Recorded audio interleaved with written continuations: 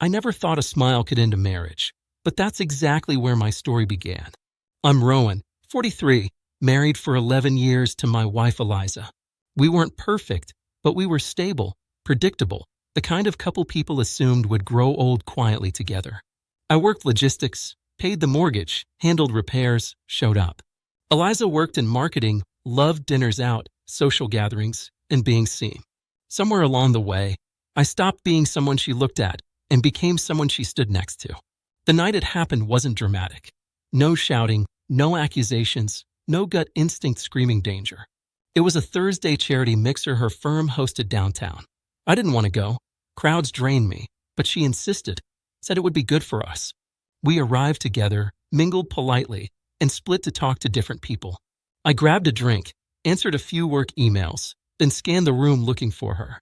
That's when I saw the smile. She was standing near the bar, angled toward a man I didn't recognize. Tall, confident, effortlessly relaxed. But it wasn't him that held my attention. It was her face.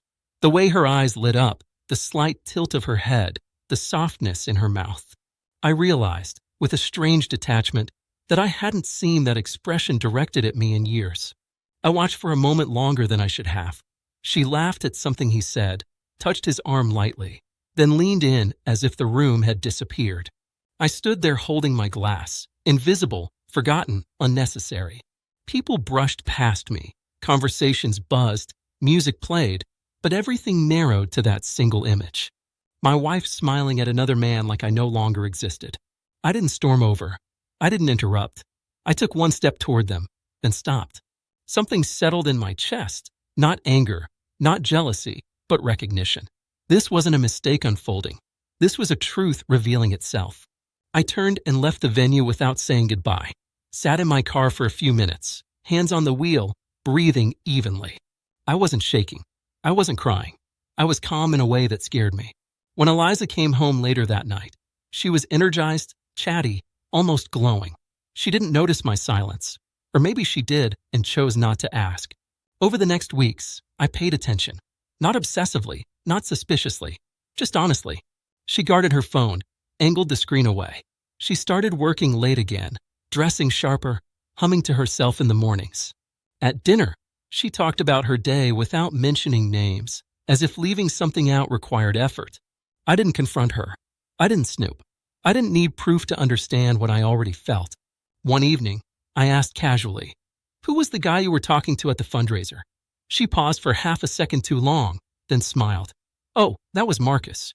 Just a colleague." "What?" I shrugged. "No reason." She relaxed instantly, crisis averted. In that moment, I knew.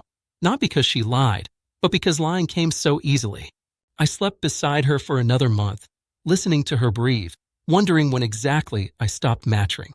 I thought about our early years, the way she used to look at me, the warmth that felt mutual. I didn't hate her. I didn't even blame her. People change. Feelings fade. But respect is a choice, and somewhere she stopped choosing me. The decision came quietly. One Sunday morning, while she was out for a run, I sat at the kitchen table and reviewed our finances. Accounts were mostly separate. The house was in both names.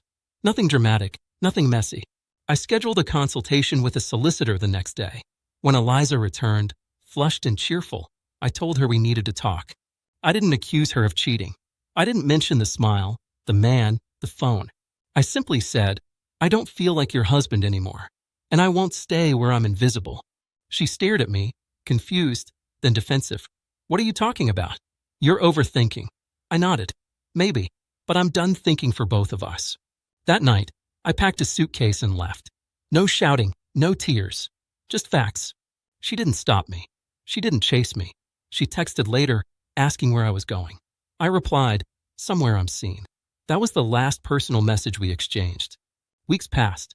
Lawyers handled the rest. Mutual friends were shocked. Eliza told them she was blindsided. Maybe she was, but I wasn't. I had seen the moment our marriage ended, standing in a crowded room, watching her smile like she was free. I don't know what happened with Marcus. I don't care. What I know is this. Love doesn't always end with betrayal in bed. Sometimes it ends with a smile you're no longer meant to receive. And when you see it clearly, the only real choice is whether you stay invisible or step away and reclaim yourself. I moved into a small rented flat overlooking the river, sparsely furnished, quiet, mine. Mornings became slower. Coffee tasted stronger. I started noticing myself again, my thoughts, my preferences, the weight I'd been carrying without realizing. Friends asked if I was lonely. I told them the truth. I was lighter. Loneliness has a sound, but so does peace, and they are not the same. Occasionally, memories surface, not sharp, just dull echoes. I don't rewrite them. I let them pass. Eliza and I shared a chapter, not a lifetime. That distinction matters. I learned that being chosen once does not guarantee being chosen forever, and that self-respect isn't loud.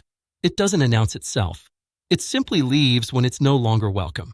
If there's a lesson here, it isn't about suspicion or control. It's about awareness. When someone shows you where you stand, believe them. Don't argue with reality. Step away with dignity, and trust that being alone is better sometimes always.